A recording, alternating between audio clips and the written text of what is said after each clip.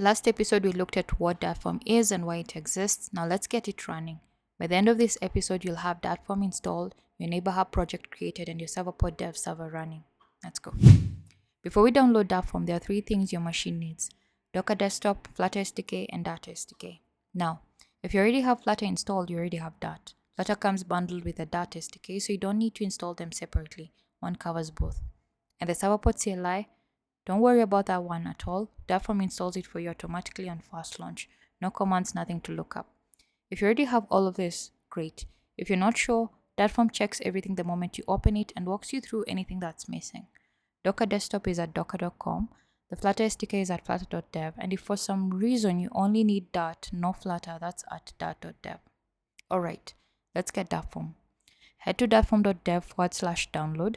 You'll see the download button right there. Click it and grab the DMG. Dartform is currently available for macOS, Linux, and Windows, coming soon.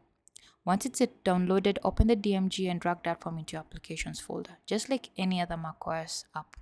Now, because Dartform is distributed outside the Mac App Store, macOS will block it the first time you try to open it.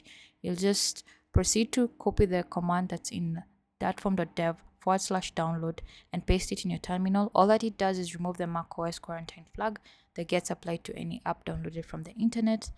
Now, run that once and Dartform opens normally from that point on. When Dartform opens for the first time, it runs through a prerequisite check. You'll see it checking for Flutter, Dart, Docker, and the Serverpod CLI one by one. Each one either comes back green, which means you're good, or it shows a link to install it. If the Serverpod CLI isn't on your machine yet, Dartform detects it right here and installs it for you automatically. No commands, nothing to copy and paste. Just click install and wait for the green check. Once everything is green, Dartform takes you to the dashboard and you're ready to create your first project. Let's create Neighbor Hub. Click New Project here on the dashboard. You'll see two fields, a project name and a location on your file system where the project will live.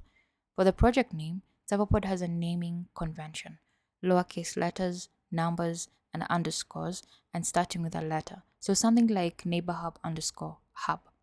Then choose your folder, wherever you keep your development projects, and click Create.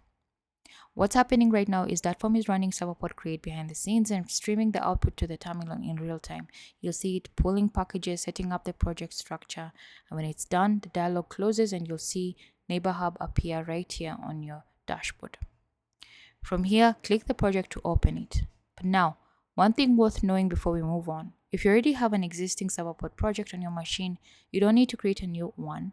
Just click Existing Project on the dashboard at the top right, point Dartform to your project folder, and it picks it up exactly the same way. And as your project list grows, there's a search bar right here on the dashboard, so you can always find what you're looking for without scrolling through everything. Now, before we go any further, I want to say something that matters to me about how Dartform works. Your code never goes anywhere. Dartform is a local desktop app. It reads your project files, it writes to your project files, and that's it. No sync, no cloud, no locking. You own your own code, no vendor locking, no restrictions. Dartform helps you build. Your project stays 100% yours. And because your project is just a normal Serverpod project on your file system, please version it, Git from day one. Before you create your first model, before you write your first endpoint, initialize a repository and commit. Dartform doesn't manage your version history. That's your responsibility, and it's an important one. But before we start the server, let's quickly understand what was actually created inside this project. Serverpod generates 3 packages every time you create a project. The server package, this is where your backend lives, your data models, your endpoints, your business logic. The client package, this is auto-generated by Serverpod. It's a typed API client your Flutter app uses to talk to the server. You don't edit this manually, Dartform handles your generating it for you. And the Flutter package, this is your Flutter app. Dartform knows about all 3 of them. Everything we do in this series touches all 3 in the right order without you having to think about it. Now, for the satisfying part, let's start the server. From the Overview tab, you can see 2 status cards, Docker and Server.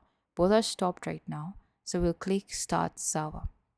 Here's what Dartform is doing in the background. First, it checks that Docker desktop is running because Serverpod needs Docker for its Postgres database and Redis containers. Then it runs Docker Compose up, which spins up those containers. Then it waits for Postgres to be fully ready before it does anything else, because if the server tries to connect before the database is ready, guess what? We get an error. And once the database is up, it starts the Dart server itself with migrations applied automatically. There is Docker and there is a server.